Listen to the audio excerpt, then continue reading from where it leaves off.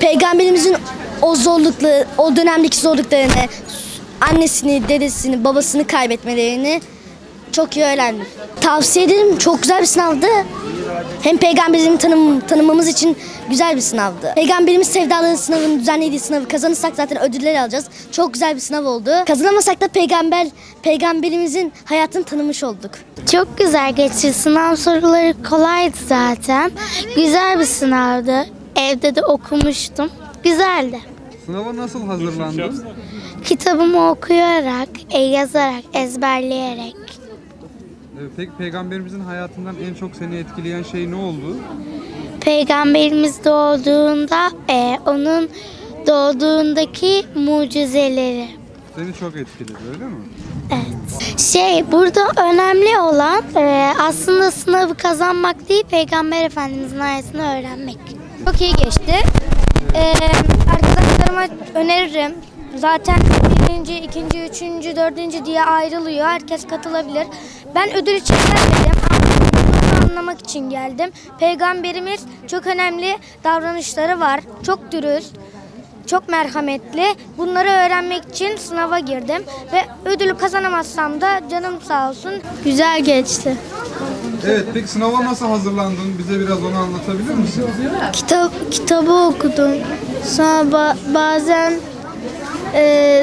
tabletimden falan baktım sorulara. Evet. Yani geçmiş yılların sorularına mı başladın? Evet. Peki peygamberimizin hayatından seni en çok etkileyen şey neydi? Beni etkiledi.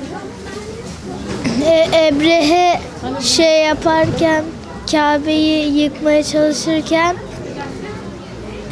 ebabil kuşlarının fırından yeni çıkmış gibi olan sıcak taşları atıp ölmeleri. Tavsiye ediyorum, güzel bir sınav. Önemli olan Peygamber Efendimizin hayatını öğrenmek ve onun gibi yaşamak. Mesela Peygamberimizin arkadaşlarının Bedir ve Uhud Savaşı'nda yaşadıkları olaylar, işte öyle şeyler. Onlar seni etkiledi. Evet, bayağı.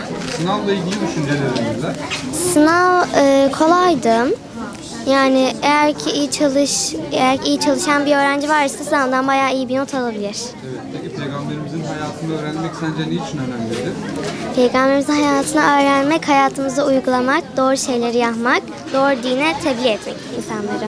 Peygamberimize olan sevgimizi yaşayarak, peygamberimizin davranışlarını örnek olarak anlatabiliriz.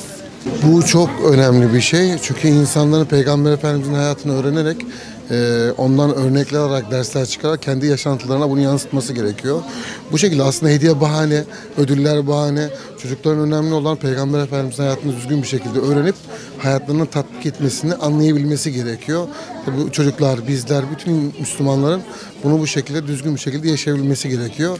O yüzden bu tarz yarışmalar olsun, ödüller olsun insanları cezbedici olsa da asıl olan Peygamber Efendimiz hayatını düzgün bir şekilde öğrenip insanları tatbik ettirmek olması lazım. Şundan değerli, öncelikle Peygamberimizi tanımaları noktasında önemli.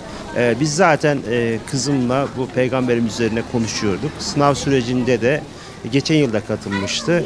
Kitap okudu. Bunun haricinde de karşılıklı sorular sorduk.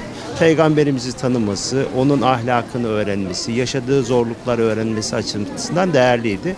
En önemlisi de Hazreti Peygamberimizi bir nebze de olsun tanıması açısından güzel oldu. Sınav çok önemli değil. Önemli olan Peygamberimizi tanıması çocukların. Bu açıdan peygamber sevdalıları değil, her kim yaparsa yapsın bu iş değerlidir. Günlerdir verdikleri kitaba bayağı bir çalışıyor. Bütün hatta okuldaki işlerini güçlerini bıraktı, sürekli ona yöneldi. Gayet hem heyecanlı hem istekli hem de kendi kendine gelip bize sorular soruyor. Baba işte bak peygamberimizin hayatı şöyleymiş de böyleymiş. İşte doğduğu yılda şöyle olmuş falan anlatıyor. Gayet istekliydi. Gayet de çok başarılı bir şekilde çıktığını düşünüyorum yani. Benim için ödül gerekmiyor. Peygamber Efendimizin hayatını öğrenmek benim için daha büyük bir ödül. Peki Peygamberimizin hayatını okuduğun seni en çok ne etkiledi? Dürüst olması etkiledi beni. Bundan sonra hayatımda dürüst olmayı, yalan söylememeyi, sonra çok böyle kötü sözler kullanmamayı, böyle hayatımda bunları kullanacağım. Bunlar etkiledi. Dikkat edeceğim.